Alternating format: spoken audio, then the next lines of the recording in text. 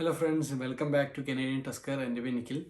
അപ്പോൾ ഇത്രയും നാളെല്ലാവരും സപ്പോർട്ട് ചെയ്തതിന് താങ്ക് യു. അപ്പോൾ ഇനി നിങ്ങൾക്ക് ഇതേപോലെ നല്ല വീഡിയോസും പെർഫെക്റ്റ് ഫാക്റ്റ് ആയിട്ടുള്ള വീഡിയോസും നിങ്ങൾക്ക് കാണണമെങ്കിൽ നിങ്ങൾ ദയവായി സബ്സ്ക്രൈബ് ചെയ്യുക, നിങ്ങളുടെ ഫ്രണ്ട്സിന് ഷെയർ ചെയ്യുക, കമൻറ്റ് ചെയ്യുക, എന്തെങ്കിലും ഡൗട്ട് ഉണ്ടെങ്കിൽ കമൻറ്റ് ചെയ്യുക. പിന്നെ എന്നെ കോൺടാക്റ്റ് ചെയ്യാൻ ഞാൻ എൻ്റെ ഡിസ്ക്രിപ്ഷനിൽ കൊടുത്തേക്കുന്ന പോലെ canadiantusker@gmail.com എന്നുള്ളൊരു വെബ്സൈറ്റിൽ ജിമെയിലിൽ നിങ്ങൾക്ക് എന്നെ ഡൗട്ട് ചോദിക്കാം.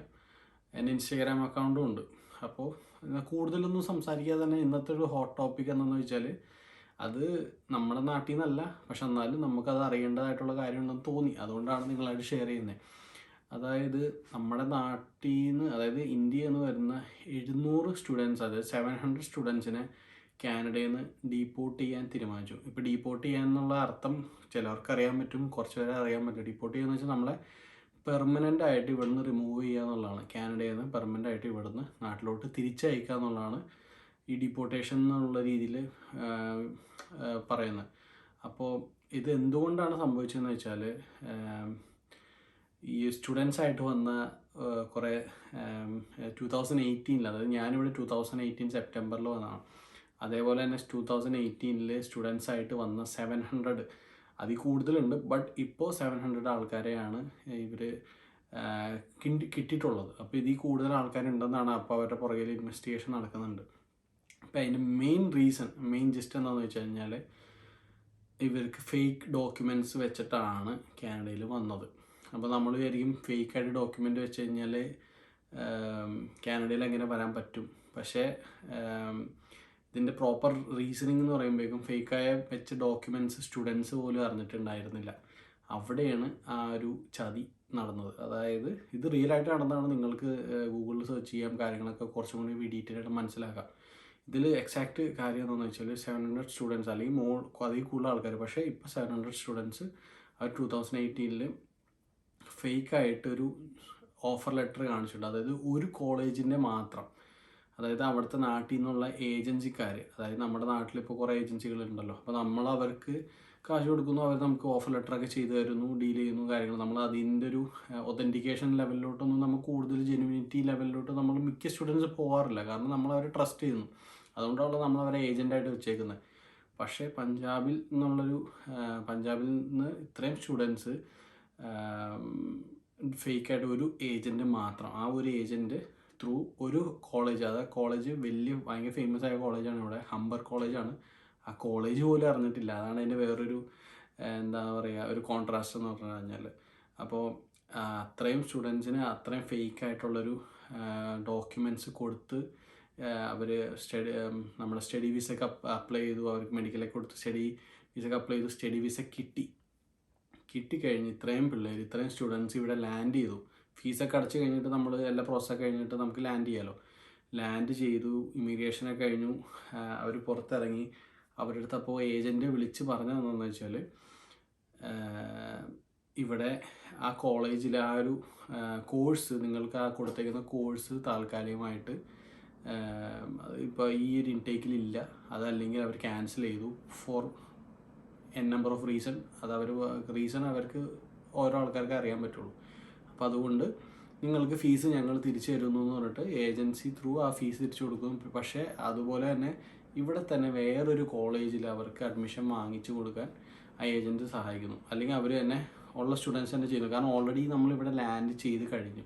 അപ്പോൾ അതുകൊണ്ട് തന്നെ നമുക്ക് വേറെ ഒരു കോളേജിൽ നിന്ന് ഇവിടെ നമുക്ക് ചൂസ് ചെയ്യാമല്ലോ, നാട്ടിൽ നിന്ന് അപ്ലൈ ചെയ്യുന്ന പോലെയല്ല. അപ്പോൾ ഇവിടെ ഹംബർ എന്നുള്ള രീതിയിൽ ഇവിടെ വന്നു. പക്ഷെ അത് ഫേക്കാണെന്ന് പിള്ളേർക്ക് മനസ്സിലായിട്ടുണ്ടായില്ല. ഇപ്പോഴും ആർക്കും, ആ സ്റ്റുഡൻസിന് ആർക്കും മനസ്സിലായിട്ടുണ്ടായിരുന്നില്ല, ആ ഏജൻറ്റിനല്ലാതെ. എന്നിട്ട് ഇവരിവിടെ ജെന്യൂനായിട്ട് ഇൻസ്റ്റിറ്റ്യൂഷൻസ്, ജെന്യൂനായിട്ട് ഇപ്പോൾ കോൺസ്റ്റോ കോളേജോ, ഷെറിഡൻ കോളേജോ, അൽഗോൻക്വിൻ കോളേജോ, ഫാൻഷോ കോളേജോ, അപ്പോൾ അല്ലെങ്കിൽ യൂണിവേഴ്സിറ്റീസോ ചൂസ് ചെയ്ത് അവരെ അങ്ങോട്ട് അഡ്മിഷൻ എടുത്ത് പോയി. ഇതിൻ്റെ ഹാർഡ് പാർട്ട് എന്താണെന്ന് വെച്ചാൽ, ഇതിൻ്റെ ഏറ്റവും കഷ്ടം എന്ന് പറയുന്നതെന്ന് വെച്ചാൽ, ഈ സ്റ്റുഡൻസ് ആദ്യമേ അറിഞ്ഞിരുന്നെങ്കിൽ പിന്നെയും കുഴപ്പമുണ്ടായിരുന്നില്ല. കാരണം അവർക്ക് ഈ 2018 വന്നാണ്, ഇപ്പോൾ ഓൾമോസ്റ്റ് 5 years ആയി. ഈ കോവിഡ് അതെല്ലാം കഴിഞ്ഞു. അതായത് 2 കൊല്ലം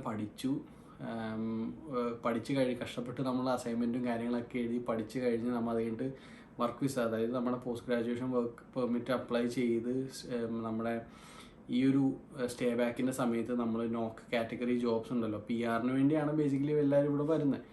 അപ്പോൾ അതും ജോലി എടുത്ത് കഷ്ടപ്പെട്ടു 1 ഇയറോ അല്ലെങ്കിൽ 2 ഇയറോ ഒക്കെ പഠിച്ച്, അല്ലെ 1 ഇയറോ 2 ഇയറൊക്കെ ജോലി കഴിഞ്ഞ് അവർ വീണ്ടും PR അപ്ലൈ ചെയ്യാൻ പോകുന്നത് ഇന്ത്യൻ. അപ്പോൾ ആ PR അപ്ലൈ ചെയ്ത് കഴിഞ്ഞപ്പോൾ അവർ പ്രോസസ്സൊക്കെ മര്യാദയ്ക്ക് പോയി. പക്ഷേ കാനഡയുടെ CBSA, അതായത് കനേഡിയൻ ബോർഡർ സർവീസ് ഏജൻസി എന്നുള്ള, അതായത് ഇവിടുത്തെ റെഗുലേറ്റഡ് ബോഡിയാണ്. അതായത് ഇവിടുത്തെ ഇൻഫ്ലോ ആൻഡ് ഔട്ട്ഫ്ലോ, അതായത് ഇമിഗ്രൻറ്റ് ഇൻഫ്ലോ ആൻഡ് ഔട്ട്ഫ്ലോ അവരാണ് റെഗുലേറ്റ് ചെയ്യുന്നത്, അവരാണ് ഓവർസീ ചെയ്യുന്നതെല്ലാം.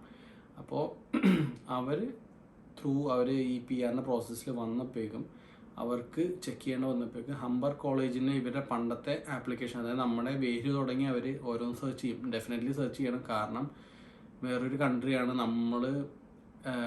അവർ പെർമനൻ്റ് ആയിട്ട് ഒരാളെ അസൈൻ നമ്മൾ റെസിഡൻസ് സ്റ്റാറ്റസ് തരുമ്പോൾ അവർക്ക് നമ്മുടെ അറ്റവും മൂലവും എല്ലാം വേറെ ബോർഡ്സ് എല്ലാം അറിയണം.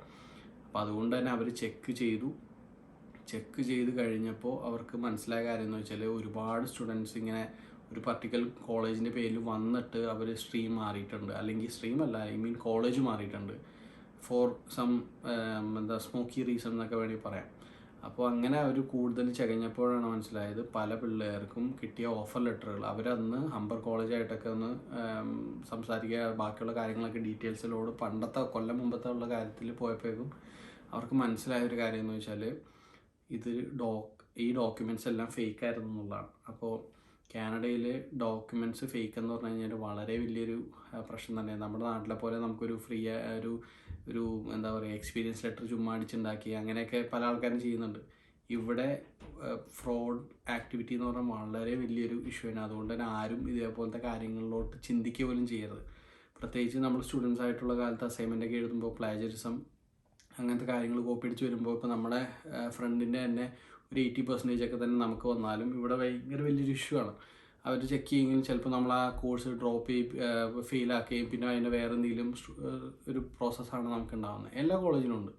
സോ അതുകൊണ്ട് തന്നെ ഈ പിള്ളേർക്ക് സത്യം പറഞ്ഞാൽ അവർ പഠിക്കാൻ വന്ന് 2 കൊല്ലം വീണ്ടും 2 കൊല്ലം ഇത് ചെയ്തു, പിന്നെ അതുകൊണ്ട് വർക്ക് ചെയ്തു, അതുകൊണ്ട് വീണ്ടും PR ത്രൂ ഏറ്റവും അവസാനത്തെ സമയത്താണ് അവർ, അതായത് ഓൾമോസ്റ്റ് ഒരു 5 ഇയേഴ്സ് 4.5 ഇയേഴ്സ് കഴിഞ്ഞപ്പോഴാണ് അവരറിഞ്ഞത് അവരെ പെട്ടെന്നൊരു ദിവസം ഈ CBSA ഏജൻസി അവരെ ഓഫീസിലോട്ട് വരുത്തുകയും അവരുടെ അടുത്ത് കാര്യം പറയുകയും ചെയ്തു. അപ്പോൾ സത്യം പറഞ്ഞാൽ ഈ സ്റ്റുഡൻസ് എല്ലാവരും സ്റ്റണ്ടായിരുന്നു, അതായത് വിശ്വസിക്കാൻ പറ്റാത്തൊരവസ്ഥ. അപ്പം ഞാൻ ചിന്തിച്ചു പോയി, അതായത് നമ്മളൊരു ഏജൻസി ത്രൂ ഒക്കെ പലപ്പോഴും വരുമ്പോൾ നമ്മൾ അവരെ ട്രസ്റ്റ് ചെയ്തിട്ടാണ് വരുന്നത്. അപ്പോൾ അവർക്ക് ഡീപ്പോർട്ടേഷനാണ് ഉള്ള രീതിയിലാണ് അവർക്ക് അപ്പോൾ ഒരു ഓപ്ഷൻ കൊടുത്തത്. അപ്പോൾ എല്ലാവരും ആകെ ഇതായിട്ടിരിക്കുകയാണ്. അപ്പോൾ പ്രത്യേകിച്ച് ഇതിൽ നമുക്ക് ഫ്രോഡ്ലൻ്റ് കാണിച്ചത് ഏജൻസി ആണെന്ന് പ്രൂവ് ചെയ്താൽ പോലും, അതായത് പ്രൂവ് ചെയ്യാനായിട്ട് വലിയൊരു പ്രശ്നം എന്ന് വെച്ചാൽ നമ്മൾ സ്റ്റുഡൻറ്റ് വിസയ്ക്ക് അപ്ലൈ ചെയ്യുമ്പോൾ നമ്മുടെ ഏജൻസി ത്രൂ ആണ് പോണെങ്കിലും നമ്മളാണ് സിഗ്നേച്ചർ ഇട്ട് കൊടുക്കുന്നത്. അതായത് me as A candidate is applying four Canadian student visa എന്നുള്ള രീതിയിൽ നമ്മൾ പ്രൊഫൈലിൽ ത്രൂ നമുക്ക് കൊടുക്കുന്നത്. അപ്പോൾ ഇതൊക്കെ ഞാൻ പറഞ്ഞു തരുമ്പോൾ ഞാനൊരു IRCC ഇമിഗ്രേഷൻ ഒരു റെഗുലേറ്റഡ് ബോഡിയോ അല്ലെങ്കിൽ ഒരു ഇമിഗ്രേഷൻ ലോയറോ ഒന്നുമല്ല. നിങ്ങൾക്ക് ജസ്റ്റ് ഒരു ഇൻഫർമേഷൻ എന്നുള്ള രീതിയിൽ മാത്രം ഒരു ചാനലിലൂടെ ജസ്റ്റ് ഒരു ഇൻഫർമേഷൻ മാത്രം. കാരണം ഒരുപാട് പിള്ളേർക്ക് ഇതൊന്നും ചിലപ്പോൾ അറിയാൻ പറ്റില്ല. അപ്പോൾ അങ്ങനെ ഏറ്റവും അവസാന നിമിഷം നമുക്കൊരു പ്രശ്നത്തിലോട്ട് പോയി കഴിഞ്ഞാൽ നമ്മൾ ഭയങ്കര ഒരു സർപ്രൈസ്ഡ് ഒന്നല്ല, അതായത് നമ്മൾ ഷോക്കായി പോകും ചിലപ്പോൾ. അപ്പോൾ അതുകൊണ്ട് നമുക്കങ്ങനെ പറ്റരുത്. അപ്പോൾ അങ്ങനെ അത്രയും സ്റ്റുഡൻസ് ഇപ്പോൾ ആകെയുള്ളവർ അവർക്കൊരു ഓപ്ഷൻ എന്ന് പറഞ്ഞു കഴിഞ്ഞാൽ അവർക്ക് ഇവിടെ കനേഡിയൻ കോർട്ടിൽ അവർക്ക് ഡിഫെൻഡ് ചെയ്യാം, അവർക്ക് പ്രൂവ് ചെയ്യാനായിട്ട്. പക്ഷേ ഞാൻ നേരത്തെ പറഞ്ഞ പോലെ തന്നെ അവരുടെ സിഗ്നേച്ചർ വെച്ചിട്ടാണ് ഓൾറെഡി നമ്മൾ ഇപ്പം സ്റ്റുഡൻസിൻ്റെ തന്നെ വെച്ചിട്ടാണ് നമ്മൾ പ്രൊഫൈൽ ക്രിയേറ്റ് ചെയ്ത് സ്റ്റുഡൻറ്റ് വിസയ്ക്ക് അപ്ലൈ ചെയ്യുന്നത്. അപ്പോൾ മിക്ക ആൾക്കാരുടെയും ഇത് ലീഗൽ ആയിട്ടുള്ള ഒപ്പീനിയൻസും നമ്മൾ ഓരോന്നൊക്കെ ഓരോ വെബ്സൈറ്റിലൊക്കെ കാണുമ്പോൾ ഭയങ്കര ചാൻസസ് ആർ റിയലി സ്ലിമ്മാണ്. അതായത് അവർക്ക് ഓവർ ടേൺ ചെയ്ത് കിട്ടാൻ, അതായത് എന്നുള്ളത് നമുക്കറിയില്ല. നമുക്ക് ഇവിടുത്തെ ലോയും കാര്യങ്ങളും അവരുടെ കയ്യിലാണ്. അപ്പോൾ അതുകൊണ്ട് തന്നെ അവർ പറയുന്നത് മാത്രമല്ല, നമ്മൾ കാനഡ എന്നുള്ളൊരു രാജ്യത്ത് വരുമ്പോൾ നമ്മൾ അവിടുത്തെ എല്ലാ റൂൾസും പാലിക്കാൻ നമ്മൾ ബാധ്യസ്ഥരാണ്. നമ്മളിവിടെ വരുന്നു, നമ്മൾ സേഫായിട്ട് ജീവിക്കുന്നു, നമ്മുടെ ലൈഫ് നമ്മൾ നന്നായിട്ട് കൊണ്ടുപോകുന്നു. അതിനപ്പുറം നമ്മൾ അനാവശ്യമായിട്ടുള്ള നാട്ടിലുള്ള രീതിയിലുള്ള ഇന്ത്യയിൽ നടക്കുന്ന ഓരോ കാര്യങ്ങൾ നമ്മൾ ചെയ്യാനായിട്ട് ചിന്തിക്കാൻ പോലും പാടില്ല. അപ്പോൾ അങ്ങനത്തെ ഒരു സിറ്റുവേഷനിലാണ്. അപ്പോൾ ഇതിൽ നിന്നുള്ള ടേക്ക് അവേ, അതായത് ഇതിൽ നിന്ന് നമ്മൾ എന്താ മനസ്സിലാക്കേണ്ടതെന്ന് വെച്ചാൽ, നമുക്ക് ഏത് ഏജൻസി, എത്ര ട്രസ്റ്റഡ് ഏജൻസി ആണെങ്കിൽ പോലും നമുക്കൊരു ഓഫർ ലെറ്റർ നമ്മുടെ നാട്ടിൽ നിന്ന് തരുമ്പോൾ നമ്മളതിൽ ഏതൊരു കോഴ്സിലാണ്, ഇപ്പോൾ ബിസിനസ് മാനേജ്മെൻറ്റ് അല്ലെങ്കിൽ മാർക്കറ്റിംഗ്, എന്തെങ്കിലും ഇപ്പോൾ എഞ്ചിനീയറിംഗ് ടെക്നീഷ്യന് അല്ലെങ്കിൽ engineering technologist, bachelors of civil engineering, എന്ത് കോഴ്സിൻ്റെ ഓഫർ ലെറ്റർ കിട്ടിയാലും അതിൻ്റെ താഴത്ത് if you have any questions contact എന്നുള്ളൊരു ഇമെയിൽ ഐ ഡി ഒക്കെ എന്തായാലും കൊടുത്ത് എൻ്റെ ഓഫർ ലെറ്റർ ഉണ്ടായിരുന്നു. ഇപ്പോൾ അതിലില്ലെങ്കിൽ പോലും നിങ്ങൾക്കൊരു യൂണിവേഴ്സിറ്റിയിൽ നിന്നാണ് അല്ലെങ്കിൽ കോളേജിൽ നിന്നാണ് ഓഫർ കിട്ടിയെങ്കിൽ ആ ഡിപ്പാർട്ട്മെൻറ്റിൻ്റെ താഴത്ത് അവരുടെ ഇമെയിൽ ഐ ഡി വെബ്സൈറ്റിൽ കൊടുത്തിട്ടുണ്ടാകും. ഇപ്പോൾ ഓഫർ ലെറ്ററിലുള്ളത് പോലും നോക്കണ്ട, വെബ്സൈറ്റിൽ, അവരുടെ ജെന്യൂൻ വെബ്സൈറ്റിൽ കൊടുത്തിട്ടുണ്ടാകും. നിങ്ങൾക്ക് അവരെ ജസ്റ്റ് ഒന്ന് ഫോളോ അപ്പ് ഇമെയിൽ അയക്കുക. അതായത് എനിക്കിങ്ങനെ ഒരു ഓഫർ ലെറ്റർ കിട്ടിയായിരുന്നു, സോ എന്തെങ്കിലും ഇപ്പോൾ ഇത് കൺഫർമേഷൻ, അതായത് ഇത് എനിക്ക് കൺഫർമേഷൻ വന്ന ഒരു ഓഫർ ലെറ്ററാണ്, സോ അതുകൊണ്ട് ജസ്റ്റ് ഒരു കൺഫർമേഷന് വേണ്ടി ഞാൻ ഇമെയിൽ അയച്ചിട്ടുണ്ട് ചോദിക്കാം. അതും അല്ലെങ്കിൽ when should I land before my intake, അതായത് ഞാൻ എപ്പോഴാണ് ക്ലാസ് തുടങ്ങുന്നത് എനിക്കറിയാൻ പറ്റുമോ, അല്ലെങ്കിൽ ഞാൻ എന്തെങ്കിലും ഡിവൈസസ്, ഇപ്പോൾ ചില എഞ്ചിനീയറിംഗ് ആയിട്ടുള്ള കോഴ്സ് ആണെങ്കിൽ നമുക്ക് ലാപ്ടോപ്സ് ഇന്ന വേണമെന്നൊക്കെ ഉണ്ട്. അപ്പോൾ സോ ഞാൻ അതിനെപ്പറ്റിയുള്ള ചോദ്യത്തിന് വേണ്ടിയായിരുന്നു, അല്ലെങ്കിൽ ഈ കോഴ്സിൻ്റെ ഡിമാൻഡോ അല്ലെങ്കിൽ എന്തെങ്കിലുമൊക്കെ ഒരു ഡൗട്ട് ചോദിച്ചിട്ടുണ്ടെങ്കിൽ അതിലോട്ടൊരു മെയിൽ ചെയ്യുക. അപ്പോൾ നിങ്ങൾക്ക് ഒരു കമ്മ്യൂണിക്കേഷൻ കിട്ടുക. അതൊക്കെ ആ ഇതിൽ നിങ്ങളുടെ ഓഫർ ലെറ്റർ നമ്പർ, നിങ്ങളുടെ സ്റ്റുഡൻറ്റ് ID നമ്പർ എല്ലാം കൊടുത്തിട്ടുണ്ടാവും. അപ്പോൾ അവർ അങ്ങനെ ഒരാളില്ലെങ്കിൽ ഡെഫിനറ്റ്ലി അവരതിന് ഒരു എഗെയിൻസ്റ്റ് ആയിട്ടുള്ള ഒരു നെഗറ്റീവായിട്ട് റിപ്ലൈ ആയിരിക്കും തരിക. പിന്നെ അതുകൂടാണ്ട് നമ്മൾ ഇതൊക്കെ നമ്മൾ ഒരിക്കലും ഒരു ഏജന്റ് എന്നുള്ള രീതി മാത്രമല്ല, നമ്മളെല്ലാം അത് ഈ പറഞ്ഞ പോലെ ഡയറക്റ്റ്, അതായത് എന്തൊരു പ്രോസസ്സ് നടന്നാലും ഈവൻ PR ആണെങ്കിൽ പോലും ഒരു ഏജൻറ്റ് തന്നെ അല്ല, നമുക്ക് നമ്മുടേതായിട്ടുള്ള നോളജ് വേണം. അത് വളരെ ഇമ്പോർട്ടൻ്റ് ആണ്. സോ അതുകൊണ്ട് തന്നെ നിങ്ങൾക്ക് സ്റ്റുഡൻറ്റ് വിസ ആണെങ്കിലും PR ആണെങ്കിലും അപ്ലൈ ചെയ്യുമ്പോൾ ഒരു ഏജൻറ്റ് വെച്ചാലും ഏജൻറ്റ് എപ്പോഴും നമ്മുടെ പുറകിലായിരിക്കണം. ഇൻഫർമേഷൻ വൈസ് നമ്മളെല്ലാ കാര്യവും നമ്മൾ അറിഞ്ഞിരിക്കണം.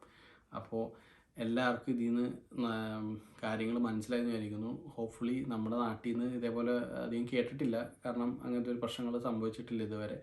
പക്ഷേ നാളെ ഇതേപോലെ ഒരു അവസ്ഥ വന്നാൽ അതൊരു വലിയൊരു ഇഷ്യൂ ആണ്. അപ്പോൾ അതുകൊണ്ട് തന്നെ ശ്രദ്ധിക്കുക, അപ്പോൾ ഓരോ കാര്യങ്ങൾ നോക്കിയും കണ്ടൊക്കെ ചെയ്യുക. സോ അപ്പോൾ നിങ്ങൾക്ക് ഇതേപോലെ കൂടുതൽ ജെന്യൂൻ ആയിട്ടുള്ള ഇൻഫർമേഷൻ കിട്ടണമെങ്കിൽ ഡെഫിനറ്റ്ലി നിങ്ങൾ ചാനൽ സബ്സ്ക്രൈബ് ചെയ്യുക, നിങ്ങളുടെ ഫ്രണ്ട്സിന് ഷെയർ ചെയ്യുക, അവർക്ക് ഇൻഫർമേഷൻ കിട്ടട്ടെ, അവർക്ക് കൂടുതൽ മനസ്സിലാവട്ടെ. നിങ്ങൾക്ക് എന്തെങ്കിലും ഡൗട്ട് ഉണ്ടെങ്കിൽ നിങ്ങൾക്ക് കോമെൻറ്റ് ബോക്സിൽ നിങ്ങൾക്ക് കമൻറ്റ് ചെയ്യാവുന്നതാണ്. So thank you so much for watching. See you guys in another video. By.